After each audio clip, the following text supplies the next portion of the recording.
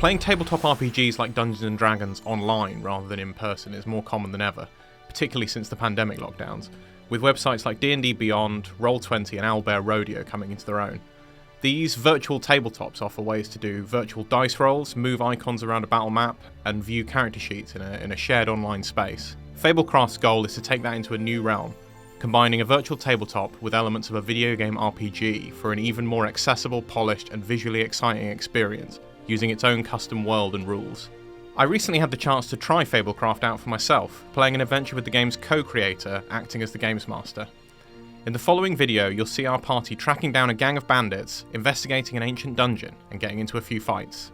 I found it really enchanting in play, and I think seeing it in motion you'll appreciate why I think it's such an exciting step forward for the hobby. As we start here, we've already made our characters, which was a really quick and easy process, and I'm playing alongside fellow RPG veteran Ben Abbott from Gamesradar. We were supposed to have a third player with us, but he wasn't able to connect in the end because of some internet issues on his end, so you'll hear a couple of mentions of that, but you can ignore that. You'll be seeing the game from the Games Master's perspective, which will show you how simple and easy the tools he's working with are for bringing the game together. Keep in mind, however, that this is an early build, it doesn't represent the final version, and it's missing some planned features. But it gives you a good idea of what David and his team is going for. If you like what you see, the game is currently crowdfunding on Kickstarter. Backing now will gain you access to the closed beta when that launches. Without further ado, I hope you enjoy the brief adventures of Nutmeg Cud and Hemlock Haymaker. So, welcome to Fablecraft. We're going to do a quick little adventure that's based on the starter adventure that everyone will get access to when they play the game. So that will be for our Kickstarter backers, the $9 entry fee just to get into closed beta. And then when we launch the game sometime next year, hopefully this time next year, that will be free to play. So everyone will have access to this adventure more or less.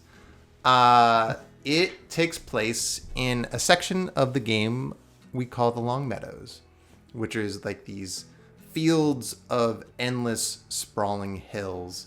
You guys were hired by a caravan leader. His name is Dill Tallgrass. That's him on the bottom there. And Dill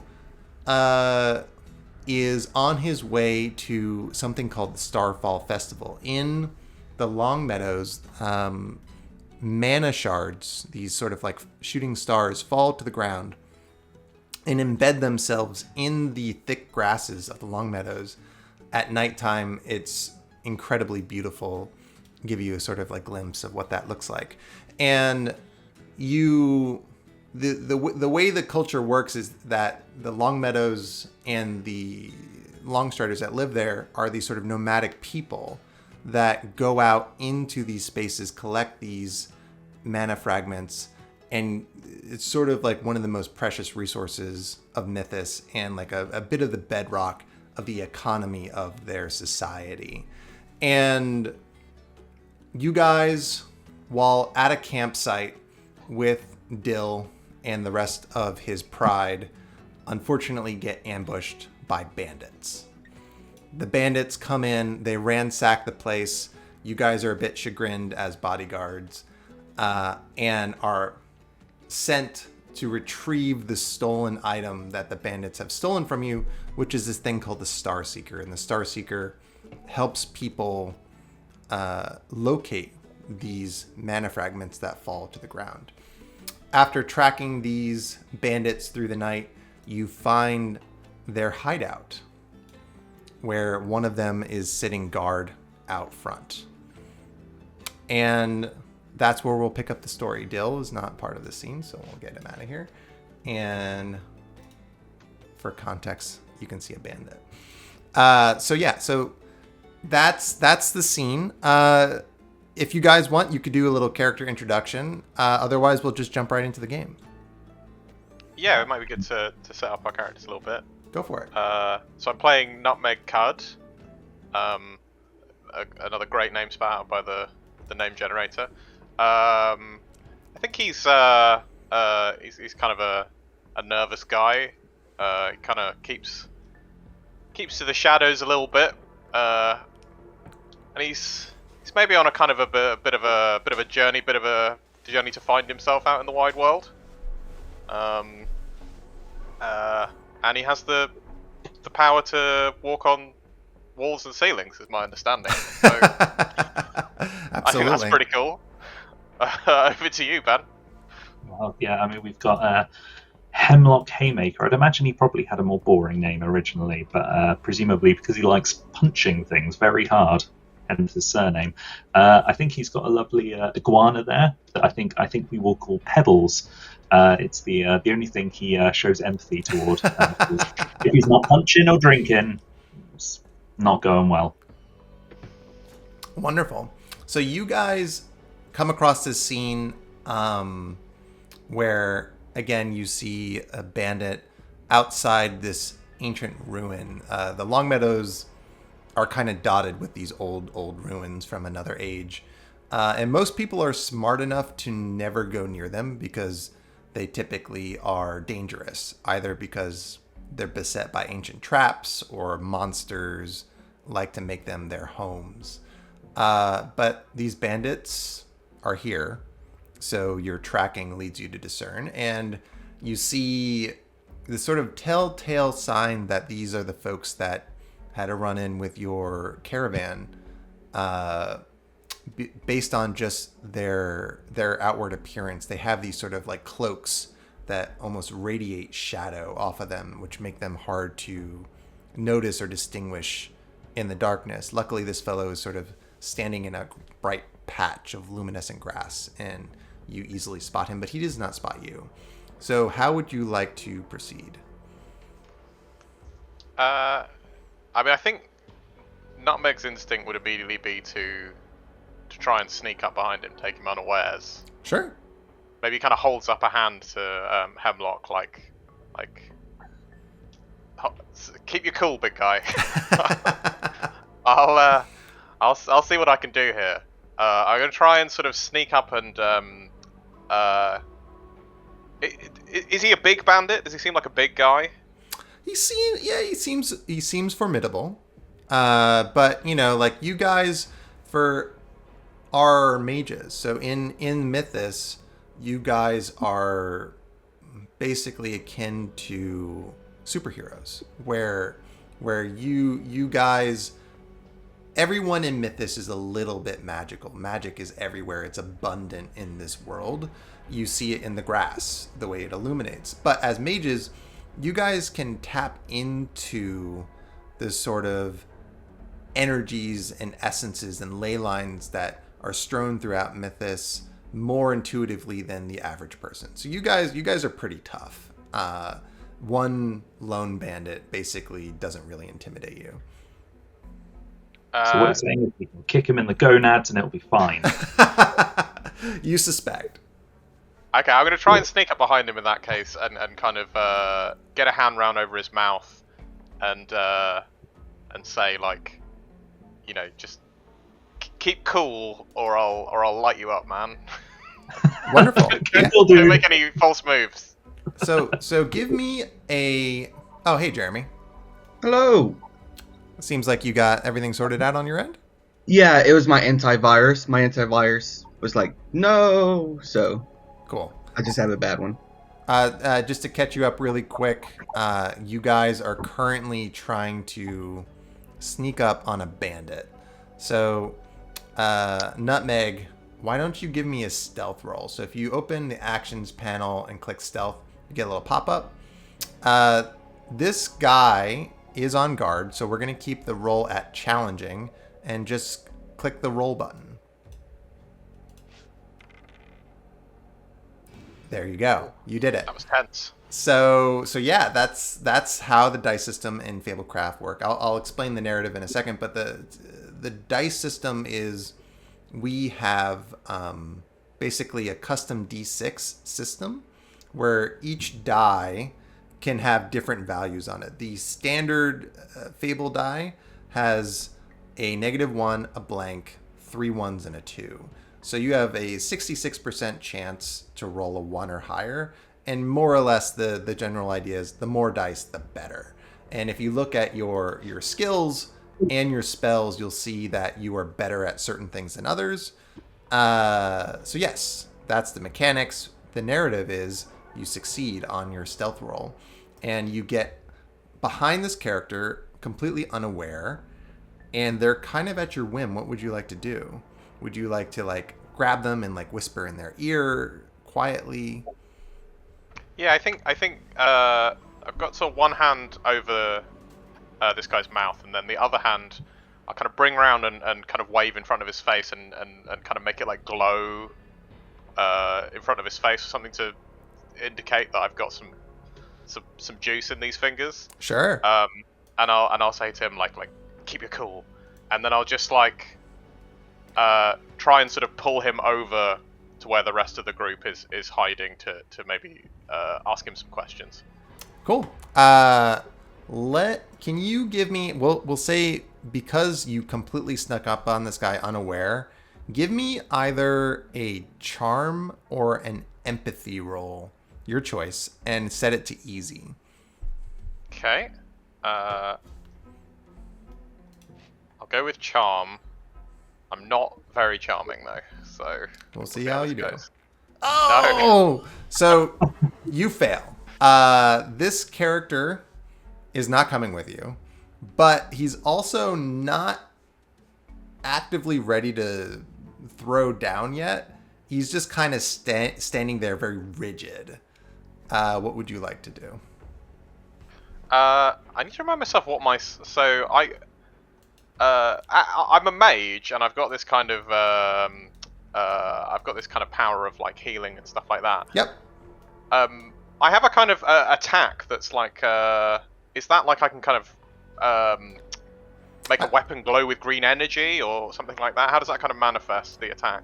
So the attack can manifest from a narrative perspective however you want. But I think that like if you want to just like knock this guy out, we can jump right into combat, and I'll let you have basically first go on initiative. Yeah, okay. I think seeing that I'm not going to be able to pull him away. Okay.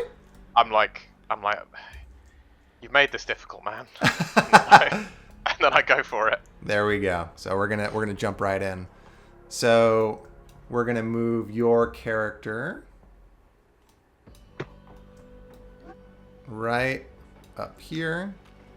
We'll move the. Do we want to quickly introduce Jeremy's character as well? Actually, we did sort of character introductions while you were sorting out Jeremy. I think he might be frozen again. Oh no. Well, that's the thing, Gumbo. That's the great thing about him. He's a man of few words, right? He is. All right, let's get into it. If he joins again, we'll give him a shot.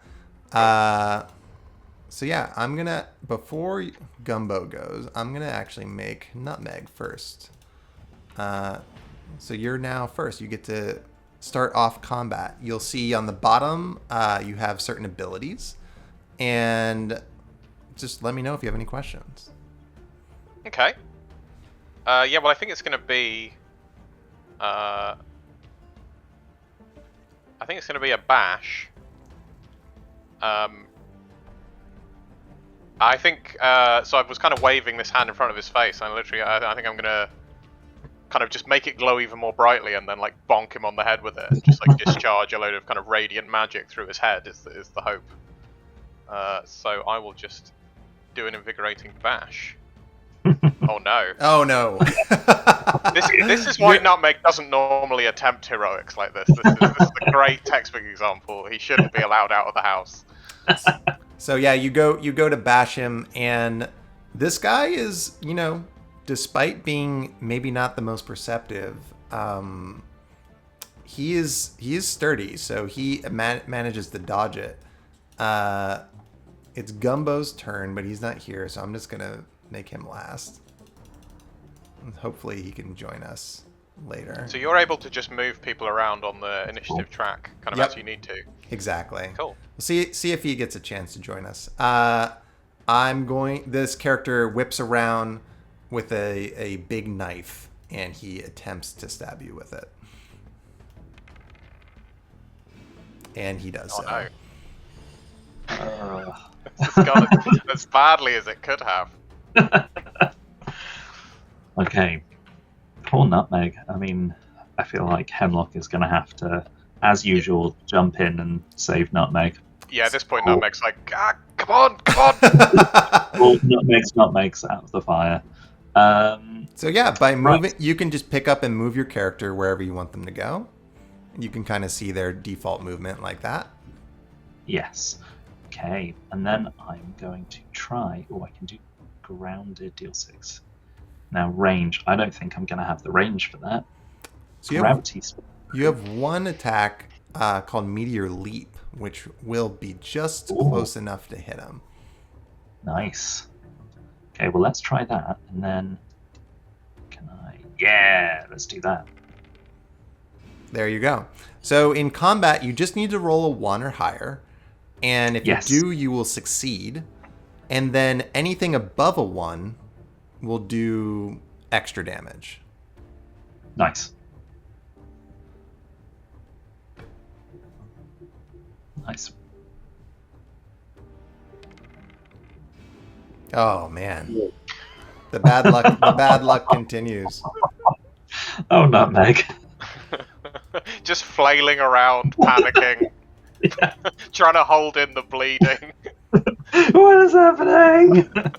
All right, this guy, at this point though, because he is literally surrounded by 3 people, is pretty spooked, and he's just gonna throw up his arms and surrender. Like he knows where this is going, despite Nutmeg's terrible luck, and he's just gonna end his turn and kind of leave. He sees the writing on the wall. Okay. And if you guys want to continue beating him up, you could do that, or we could shimmy back to the other scene and you can role play it out. Right, I'm just gonna try and ground him with my ability that immobilizes him, so he can't move. So there's no funny nonsense. Can I? Oh, there we go.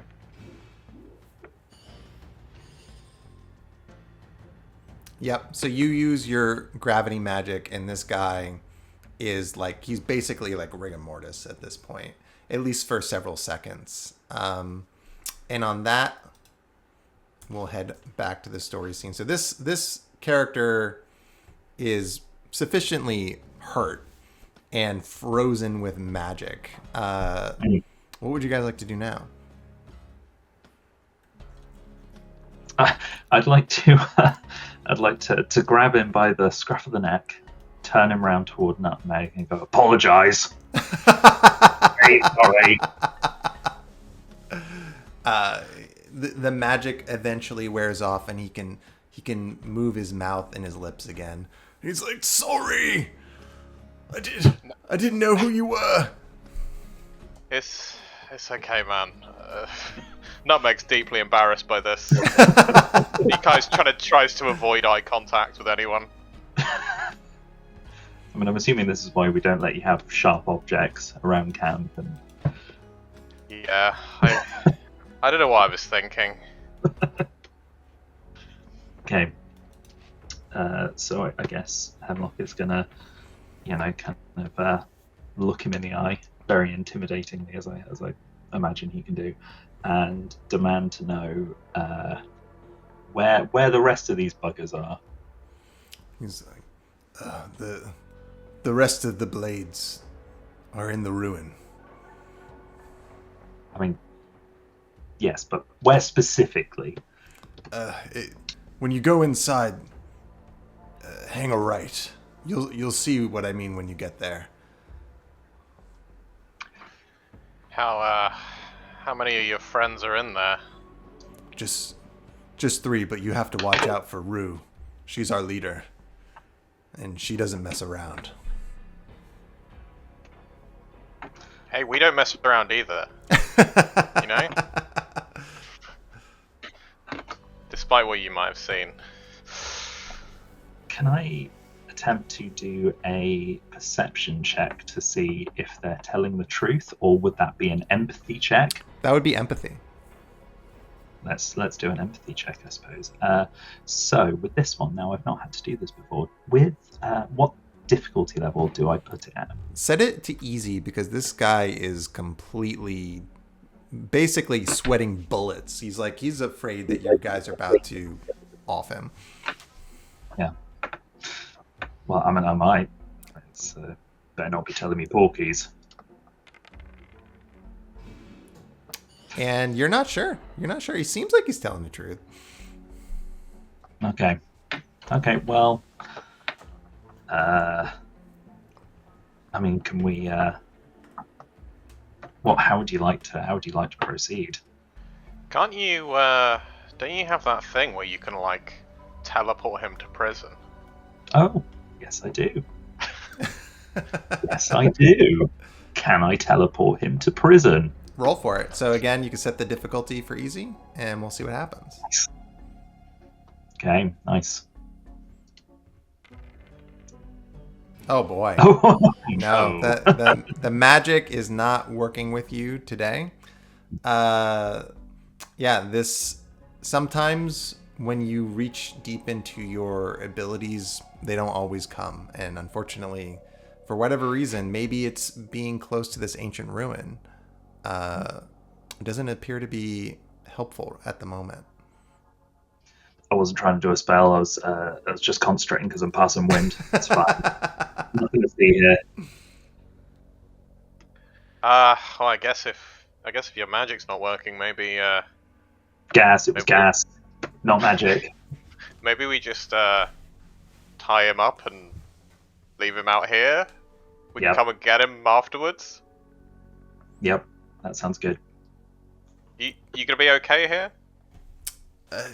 Look, man, you guys are like starting to tie him up, and he's like looking again very nervous at like your weapons. He's like, look, here, I've got some coin on me. If you let me go right now, you'll never see me again. Tell you what, why don't we tie you up, come back later, and then take your coin? Okay, whatever you want.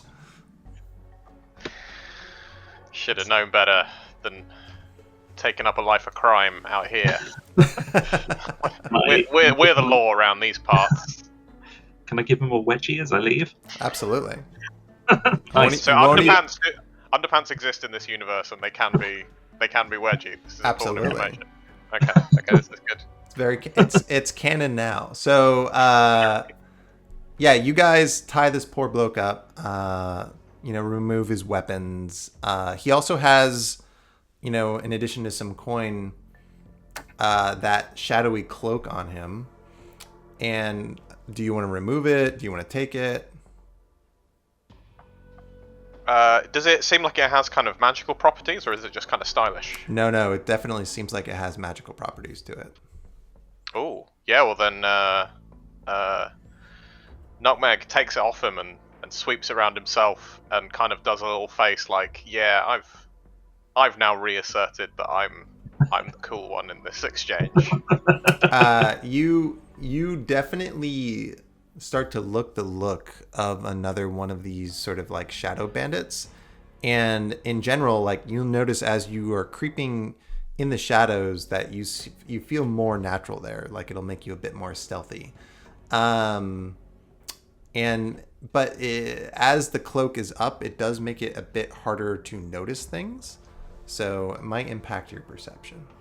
But as you guys leave Mr. Bandit outside and make your way deeper into the ruin, you see that sort of crossroads that the character was alluding to, where there is two long corridors, one to the left, one to the right.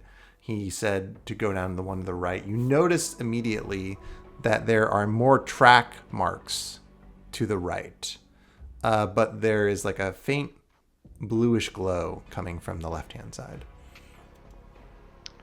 Well, stands to reason that if he told us to go right, we should go left, right?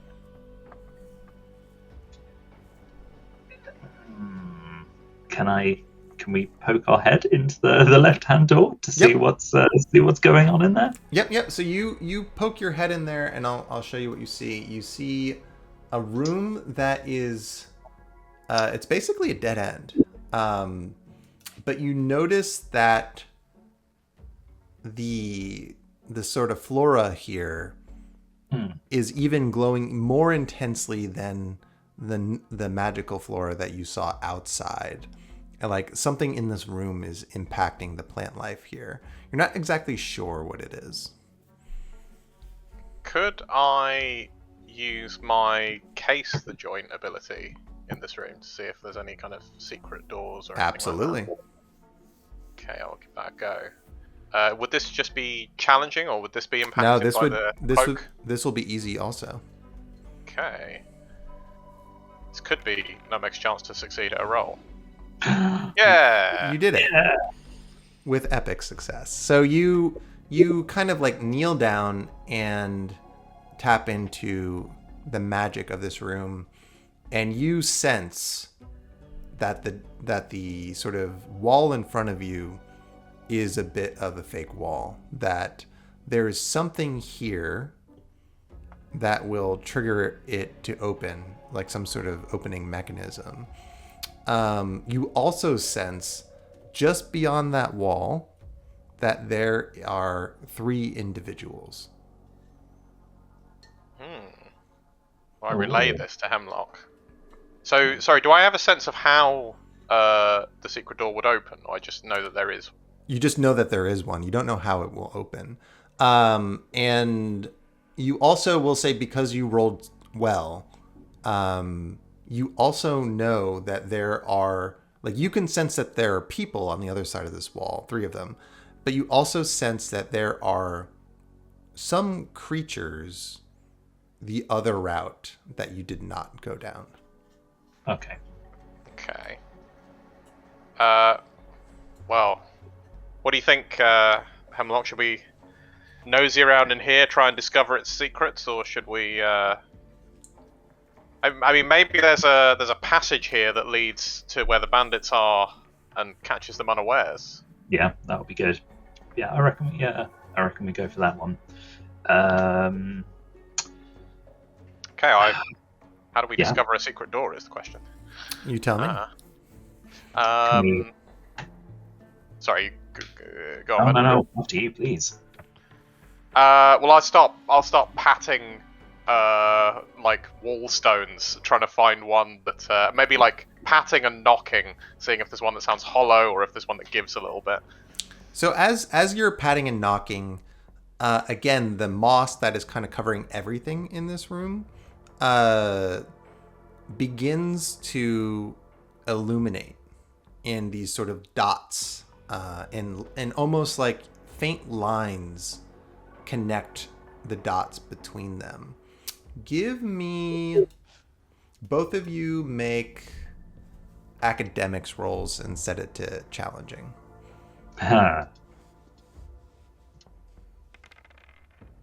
Oh, well, I mean, Nope. that's a failure. I know that. There's a door. Yeah, there's definitely something about these dots and lines that it reminds you of something. It's hard to figure out what exactly they remind you of, but you notice them that they are kind of hidden on the moss on the walls. Can I poke them? Yeah, you do, and you notice as you press them that the dots stay illuminated for a longer period of time. Like as you sort of were brushing them before, they kind of like, you know, like a lot of bioluminescence things, they've sort of flared and then they quickly faded. Now when you press them with some force, they stay illuminated for like a minute. Okay. Could this be stars? Could it represent the night sky, constellations? They are, after you think about it for a minute, you do indeed realize that these are constellations, which are, again, it's a big part of the culture here. So are they already kind of in the form of constellations, or could I kind of trace a constellation into? You could trace a constellation into the pattern. I'll try. Is there a kind of is there an equivalent of the Big Dipper? Is there like a really kind of notable constellation that everyone knows? Yeah, so there is a constellation that is effectively representation of the Long Meadows, which is just a big swirl with some triangles underneath it. And you do that on the main door and it parts directly in half. And on the far side of this door, you see a bookshelf, like the back of a bookshelf, and you see torchlight emanating from the other side, from the far side of this bookshelf, and you hear low murmurs of conversation coming from the far side of that bookshelf. And to give you a bit of a better look of what that looks like,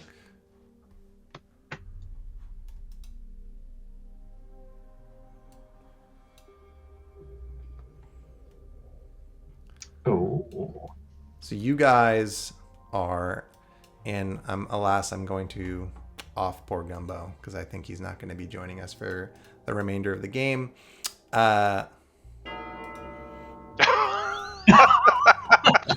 Brutal. We can bring him back to life later if we want to. That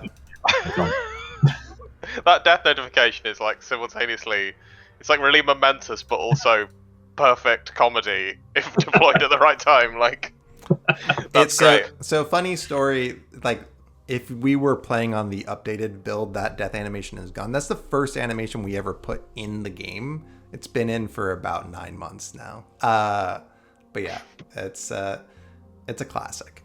So yeah, you guys sneak into this room.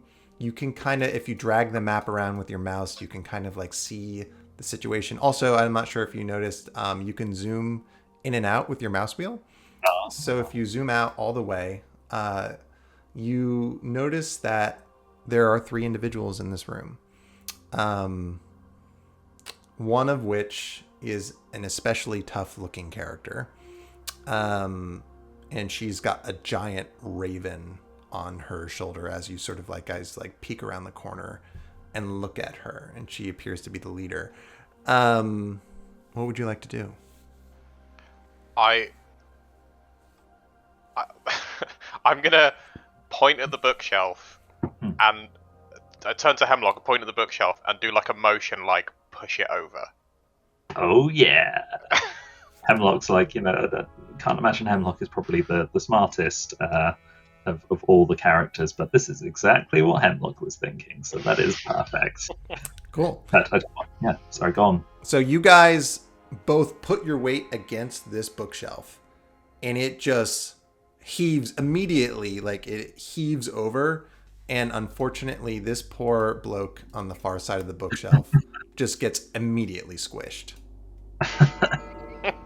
And we will start combat from there. Nice. And actually, you know what? I lied. We're going to take one step back. We're going to say, because I can't eliminate the bookshelf, we're to say you guys are on the far side of it now. So one less obstacle for you to deal with. And we'll begin combat proper. And Nutmeg, it is your go. Okay. So what's... Oh, okay, that's interesting. So... You can move quite far. Maybe I'll move up to... Maybe move up to there.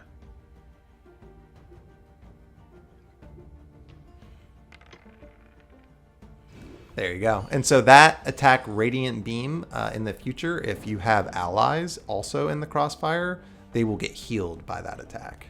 Oh, cool. Ah, cool. So the bandit leader whips around as you squash that poor fellow, and she just screams, "Intruders!" And she launches towards you and fires an arrow at Hemlock.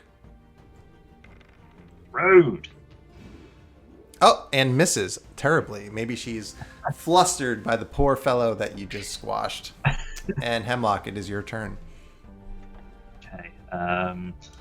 With an almighty cry of nerds, he's going to run in. And, I think I'm gonna try and engage this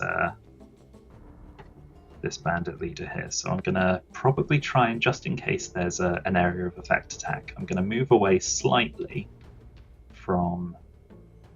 Let's go here, and then I'm gonna try and use my immobilize.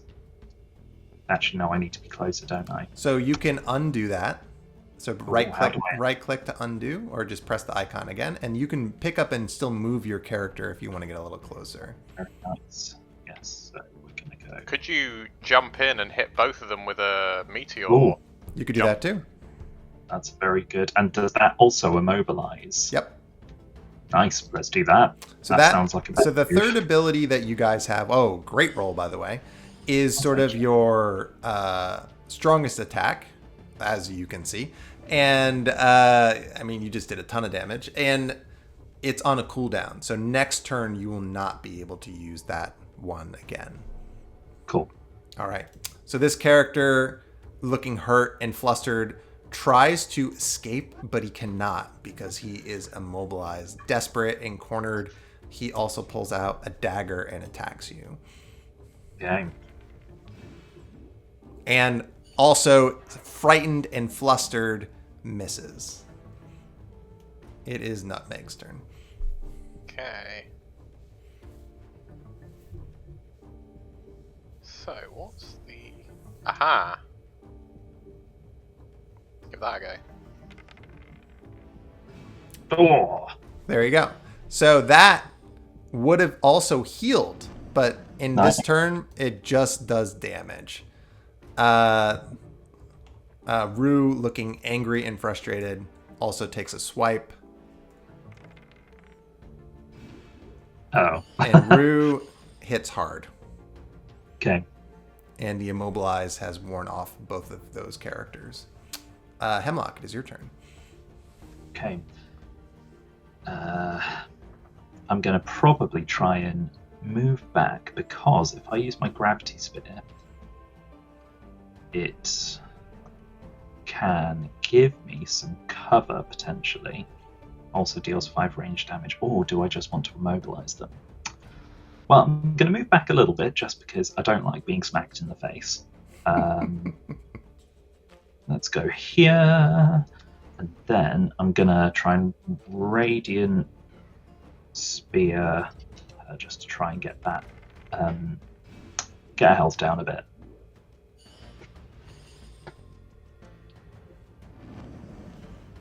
All right, this bandit is very excited to be able to move again. Heads right over here and tries to finish the job that Rue started. Bring it on. And rolls really well. Not that much. And it's starting to look a little dicey. Mm. Ah, little do they know that I have an attack that goes in a line.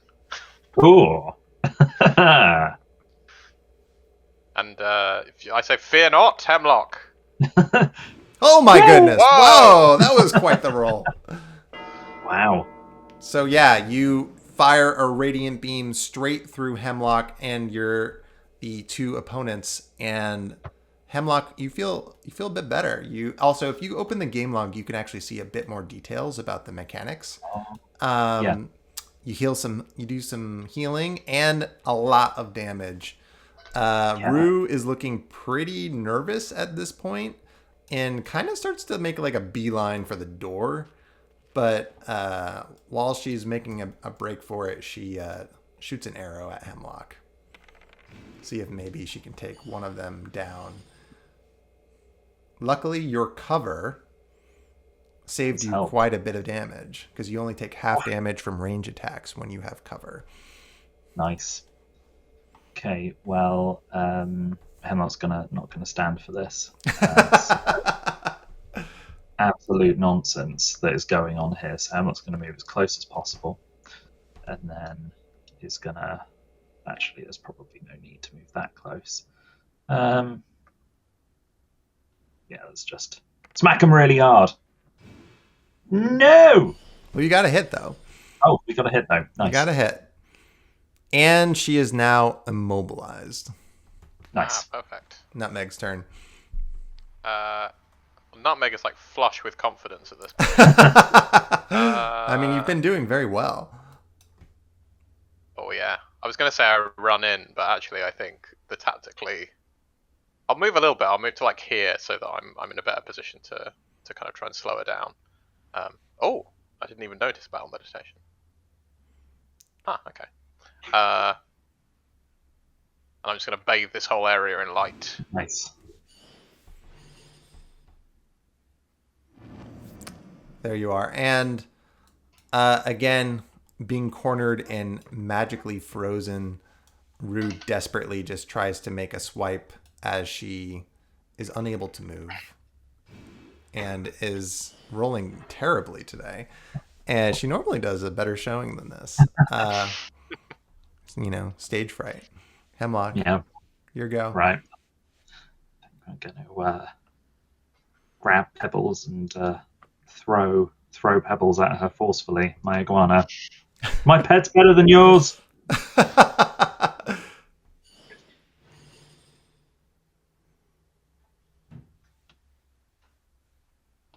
Ooh. Go. So she's down pretty low now. Mm-hmm. Finish her off, nutmeg. So if I rolled well enough, I could, right? Because I would get a bonus potentially. Yep. But I would have to roll pretty well. And if you want, you can reposition yourself so you get both of them in the shot. Yeah. Does it work diagonally, this? Yep. I suppose I can find out and I can undo if... Yep. Not. Yeah, there we go. Okay. Like that, I just keep like running behind Hemlock and just like doing like light finger guns through his back. Like the ultimate coward in combat. Ooh, just. So that's not going to be enough to take her out. Nope. Yeah, and Rue just runs. Just absolutely is panicked and making a break for it. But she doesn't make it just quite to the door. Next turn, she will be out the door. I would love to beg to differ.